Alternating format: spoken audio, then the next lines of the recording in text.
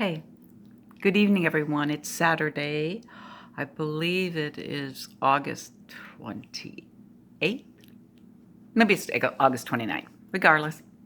Anyway, 66 years old here. Um, Trigger warning. I am going to be talking about sexual assault. So hopefully I can figure out how y'all up to speed tech people do that trigger warning, okay? And as I've mentioned before, that my MS is in mental health counseling. I'm talking about my own trauma. I am reaching out because at 66, what do I got to lose, right? And in this precarious world, anyway, no shame. Remember, ladies, remember, gentlemen, even though we are survivors, we still can struggle with shame, which is inappropriate. The shame belongs to the perpetrators, not us. I'm reaching out to see. My first rape occurred in Vernon Center, New York. Okay. The perpetrator, all I know about him, I was 13. It would be 1968, many moons ago. All that I know about him is that his first name was Jerry, and he was from Pulaski, New York. He was working for Vernon Downs Racetrack. I vaguely remember he had blonde, curly hair. He lured me into the feed store barn next to our home and raped me there. My second rape was committed by an adult when I was 14. Well, let me correct that. The other gentleman was an adult too. He was 18. Anyways, the second rape was committed with me getting a drive home from a high school dance by an adult.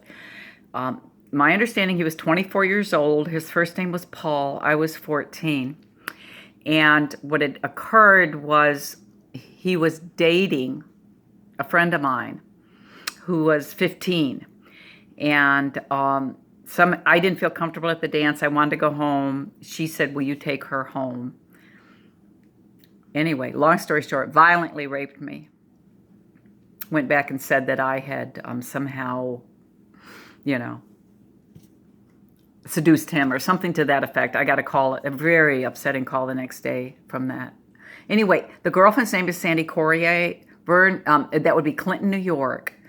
If anyone knows either, does this make any sense to you? Have you been a victim with someone maybe similar to these gentlemen? I don't want to call them gentlemen. I say that very loosely.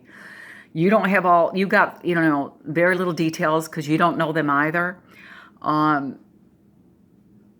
Maybe you can help me, maybe I can help you. It's always bothered me. I worked trying to find a detective in New York to locate these. It's always bothered me that there were more victims and, and that perhaps worse than rape had occurred, maybe murder. I don't know. They were willing to do this and with no regard for me whatsoever. I felt guilty with the initial one because this is my best recollection, is that he said, I just want to give you a kiss. And meet me, I'm going to give you a kiss. I'm 13 years old. I'm impressionable. He's this handsome young man. An 18-year-old wants to give me a kiss. He's interested in me.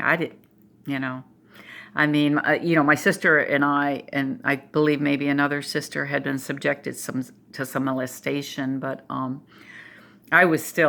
we didn't talk about stuff in that era. That's why none of this stuff was brought up or talked about. So, I felt guilty because I thought, I'm getting this little innocent kiss. And of course it turned out to be the exact opposite. So anyway, maybe someone else, the other situation, I didn't have a clue. Just thought I was getting a ride home. Wanted to get away from what I felt in an unsafe situation. And paradoxically, I turned out to be in a very much worse situation. And that derailed me. Thank God I do not have the genetic variable, or, my family has not struggled. I'm talking about my family of origin has not struggled with substance abuse. So I didn't go that route, but I did become promiscuous and lost my high school boyfriend over it, who I love dearly. But, gone on. I'm happily married now. Life is wonderful. Life is grand. But, I did a long and winding road and, made mistakes as a parent because I wasn't healed. So now I'm healed, not fully. It's still a journey. Still picking that journey. But having said that, if anyone knows or this relates to someone regarding these two individuals, I know it's too late to file charges and there's no physical proof.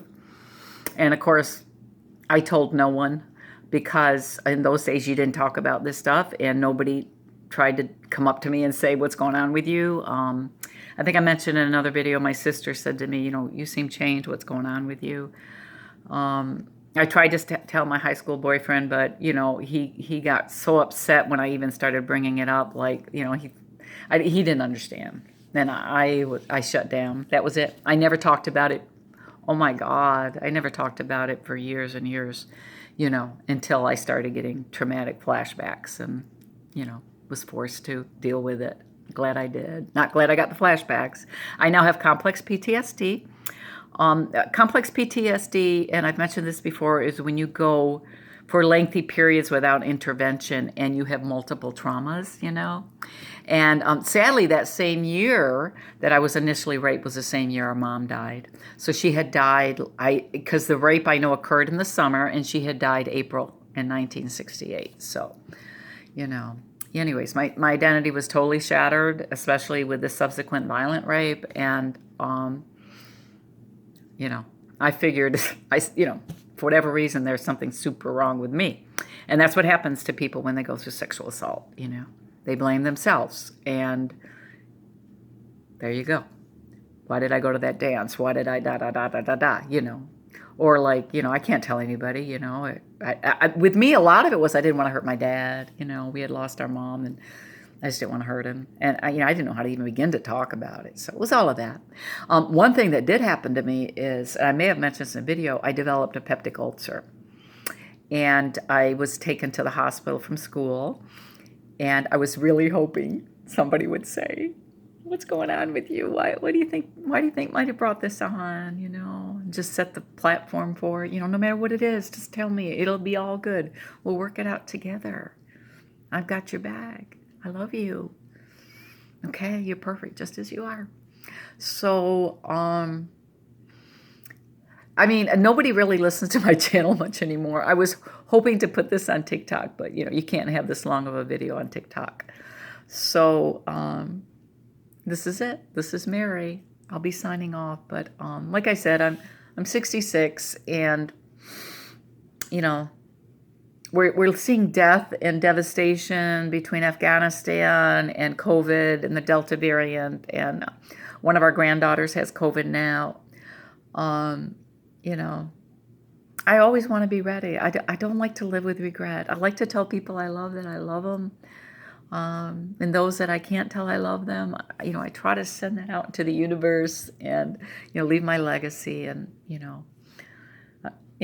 I always wanted to know who my mom was. We had to kind of pin little pieces together. Every time I keep thinking, I want to ask Kathy this, Judy this, Betty this, David this, So, it just doesn't, we either don't forget or we'll come up and the other person won't remember, or we'll have a memory that they don't remember. And I hope that brings them some joy and happiness too. So anyways, signing off. I love you all. Take care. Really good care of yourself. And like I said, if any of this, anybody that listens from New York, these men, like I said, one was 10 years older. I remember my ex-friend, I should say now, because I don't even know, she may have set it up. I hate to think that, but I never heard from her again other than that horrible call the next day calling me all kinds of horrible names and stuff. So, which, further traumatized me. I was quite beat up, too. Quite beat up, because I fought very hard the second time. First time I was like, whoa, what's happening? I have no clue. Second time I was like, once it started, I was like, I ain't going down without a fight. Anyway, having said that, I'm okay. I'm alive. No, you don't compare trauma. Trauma impacts everybody differently. I used to be ashamed of my complex PTSD, and people just like, oh, that happened so long ago, whatever. But I've worked hard to manage my symptoms. I still have very unpleasant dreams. I don't have pleasant dreams, but the nightmares are gone. I have very little anxiety now because I've learned how to manage it. I do have some triggers, and unfortunately, because my brain is actually chemically changed, I still have triggers. So I just have to manage them when they happen, or let my husband know what's going on. And so, and I hear him say more frequently, oh, I don't mean to trigger you. I'm sorry if I triggered you. Oh, God, my heart, I love him so much. I want him to know we're such strong personalities. He's gone through a lot, too, in his life. A lot. That's his story to tell, but what a good human being. Anyways, if he's in your life, you're blessed, as I am. Take care.